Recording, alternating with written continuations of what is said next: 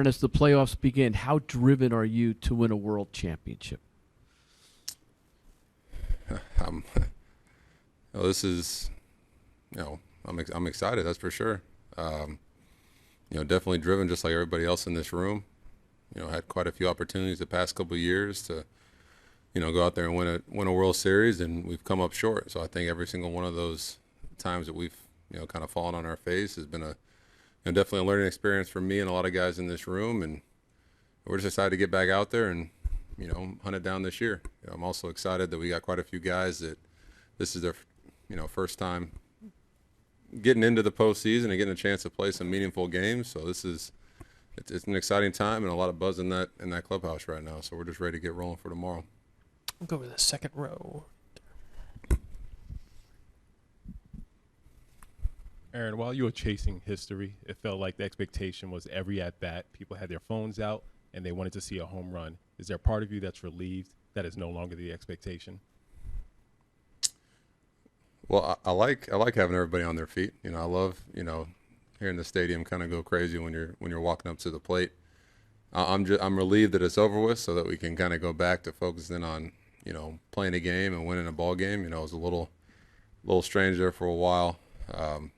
Every time you step up to the plate, people are expecting you to hit a home run, and every time I step up there, I'm trying to do what I can to help the team win. So it was a kind of a weird situation there, but happy I could do it and kind of share that moment with my teammates and family. And now it's back to playing baseball, and we're gonna still have those same feelings, those same jitters with the crowd on their feet, especially at Yankee Stadium. These next two games, it's gonna be a packed house. So I think those past couple of weeks of kind of going through that and having this whole team kind of be there and witness that whole situation, I think it kind of prepared us for what's to come here in the postseason. A couple in the third row, I think. Hey, Aaron, you were intentionally walked 19 times this year. Past eras, maybe a guy like Barry Bonds you grew up watching sees more intentional walks. Were you surprised with the home runs in the season that you had, that you weren't intentionally walked as much as you were? And do you think maybe that changes with a shorter series where every at-bat's so crucial? I think a lot of teams understand how tough it is to hit, especially with the major league pitching that we have in, this day and era of, I feel like every single starter's throwing 95 plus, every guy in the bullpen's throwing 100. It's still tough to square up the baseball and, go up there and try to do something productive. So I think, a lot of teams, throughout the year just kind of said, hey, we're gonna go after him and see what happens, or, we'll be a little careful with him. And if he swings out of the zone, he swings out of the zone. If he doesn't, he'll take his walk. So, I didn't expect to walk any more or expect to walk any less. But in the postseason, I expect, teams they'll have scouting reports. They'll do what they need to do. There'll be certain situations where they come after me or other guys. There'll be certain situations where they, pitch around me or other guys just to get, the right matchup. So, if they're going to walk me and put me on base, I'm happy for it, because I know we got a stacked lineup behind me of guys that are, waiting to drive me in. Thanks. Yep. Stay in the third row, and then Eric. You guys have advanced far in the postseason during your time here. What makes you confident that this year could be different to get over the hump and win a title?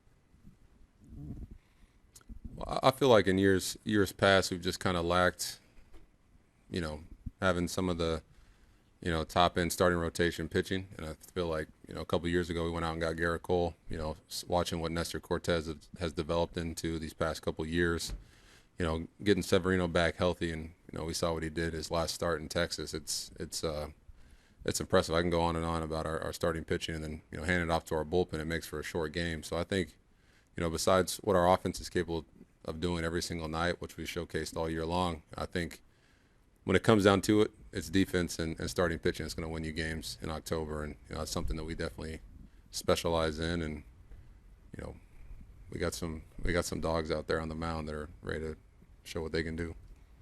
Eric in the first row on your right. Aaron, for players who have not experienced it, how would you describe to them what Yankee Stadium is like for a playoff game? Man, it's heaven. That's where you want to be. For me, I get the jitters, the intros, run out on that line, the crowd cheering, the little crisp, cool air.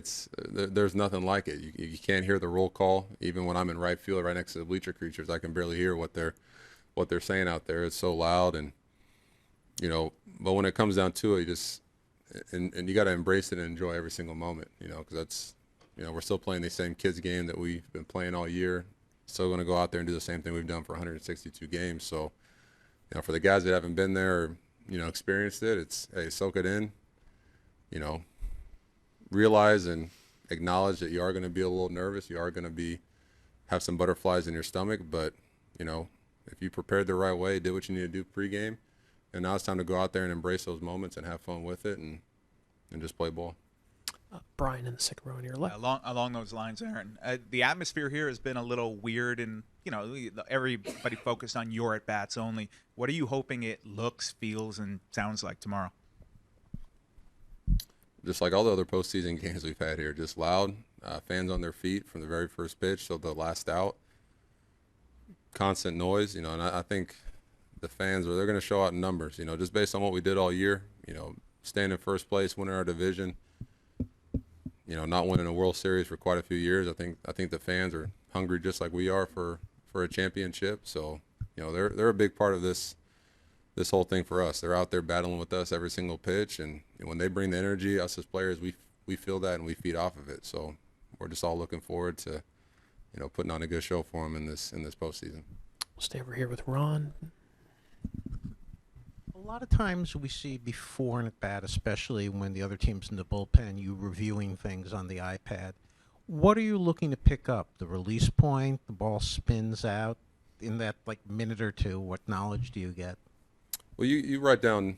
We got different notes that we take that we can put on those iPads, like personal notes of mine, and even just a refresher of what I just got done seeing. I don't know how many pitches from the starter. They're bringing in a high leverage guy. I've been doing all my homework the night before, and that day, it never hurts to get another set of eyes on, what's his fastball doing, what's his breaking ball doing, and then it's just go out there and stick to your plan and go have fun. So I don't try to look at too much. Just a quick refresher on what this guy has, and then go out there, make a plan, and go to work. Do a couple more. Barry and then John on your right. Hey, Aaron. So just a note on the intentional walks. Barry was walked 120 times in 2004 alone and 688 times in his career, and he still hit 762 home runs. So it was pretty minor with you, don't you think? Yeah. I never said it was a lot. It's I'm still getting over 600 plate appearances, so. That's one joke my dad always said. He's like, man, you're getting up to the plate about 600, 500 times. You tell me you can't hit 80 out? But we have fun with that. But no, Barry was a different animal, man. He would get maybe one pitch a series and drive it out, one pitch a game. It was impressive and definitely fun to watch as a kid. So I'm glad I didn't get a walk to 100 and something times. That would have been a little wild. So Barry said you guys have never met. No. Okay. What would when you meet him, and I'm sure you will you approach it as a kid, like to his idol, or to a peer?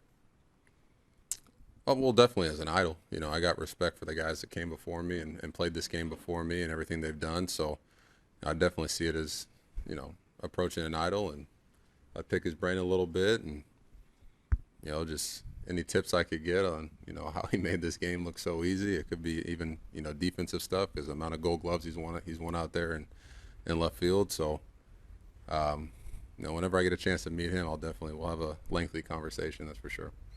Christy in the third row on your left. You've talked about before not having success in the postseason and how that's kind of driven you a little bit. Is there one thing that you take away from that, a feeling or a memory? And when do you think about it? How do you use that?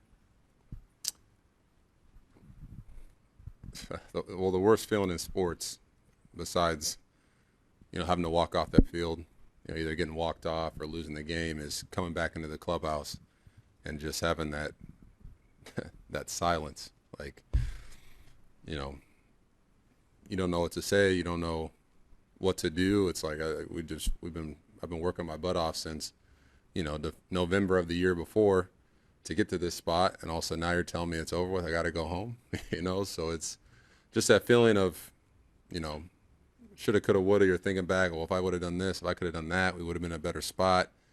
Feeling like you let down your teammates, feeling like you let down the city, your team. There's a bunch of different emotions after a loss in the postseason. So, that's one thing I always, I said it last year to the guys in Fenway. It's, as we're all kind of sitting there in silence looking at each other and nobody knows what to say. It's like, hey, guys, don't forget this feeling. When you're working out this off season and it's too early or you're too tired, think about this feeling right here, and how sick you feel, how upset you are, how mad you are, and use that, to get you out of bed, or even when it's July and August, the dog days, and you don't feel like doing that workout, you don't feel like really locking it in for this your fifth at bat of the game. Think about walking off that field and seeing other teams celebrate. Just it's little things like that to just kind of push. It motivates me and pushes me every single day. So I think it's definitely that silence in the clubhouse. I'll do 3 last ones. John, on your right. Aaron, obviously, even after the team was able to clinch the postseason spot and everything like that, Aaron was able to kind of move guys in and out of the lineup a little bit, but not so much with you. You were carrying a lot there. Were you able in the last couple of days to refresh yourself or like reset in a sense, or to get out of that mode where you were in last Tuesday? Yeah, I think when I was kind of fighting Skip about the last game, I kind of wanted to get in there, but he said, "Nah, take the day," and I really just needed that one day, and I was ready to go right after that. But we've had 5 days off now to kind of, for me, I can come in here and knock out my cage routine, do what I need to do on defense, different recovery stuff I need to do, and go back home, recover, watch some film, and just get ready for the next day. So these past couple of days have definitely been big time for me to,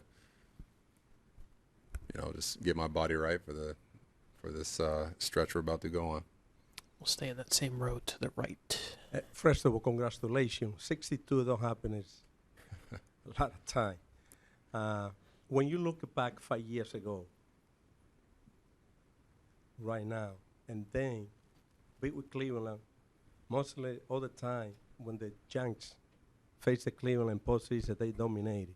What you expecting to happen in these cities?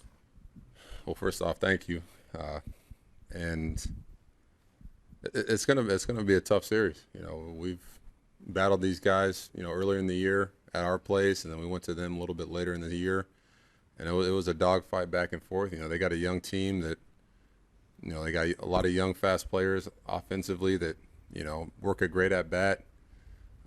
They cause havoc on the base pass, that's for sure. You got to be on your toes defensively, because if you bobble the ball for 1 second, they're going to beat those plays out. And then even their pitching staff, up and down, you got a lot of guys that, know how to pitch. They're hungry. They got a lot of fight. Just from the past couple of games of watching them play the Rays, they were never out of that game, even when they got down early. In game 1, Ramirez responds with a 2-run homer to give them the lead, and they hold on to it by handing it off to their good bullpen. It's pretty impressive. So I'm looking forward to this matchup. Like you said, last time we faced them in 2020 and 2017, kind of coming in there at the underdog, and we're going to try to keep that same mindset of, we got to go out there and prove ourselves every day. We'll finish up with Bob against the wall on your right. Hey, Aaron, you were just talking about that awful silence in the clubhouse and that sick feeling walking in after an elimination loss.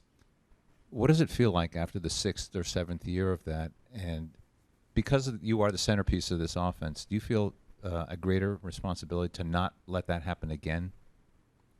Well, I feel a responsibility every single year, even when I was a rookie, coming in here and going in on my first postseason run in 17, I felt responsibility, not only for this team, but the city to go out there and bring something home. And, as the years have gone on and we've, fallen short and came close and fallen short, and, it doesn't get any better every year, and, that's why you got to learn from all those experiences. You got to learn from those downfalls. You got to learn from the sleepless nights, and you got to take what you can from it, turn it into a positive, and just get ready for the next year. And that's what I've tried to do every single season. And this year we put ourselves in a great position. We got a great team to go out there and kind of close this thing out. So, as much as I hate those silent moments, they only make you, you know, not only a better, you know, better player, but a better person, you know, when you go through the adversity like that. I think you know my prediction.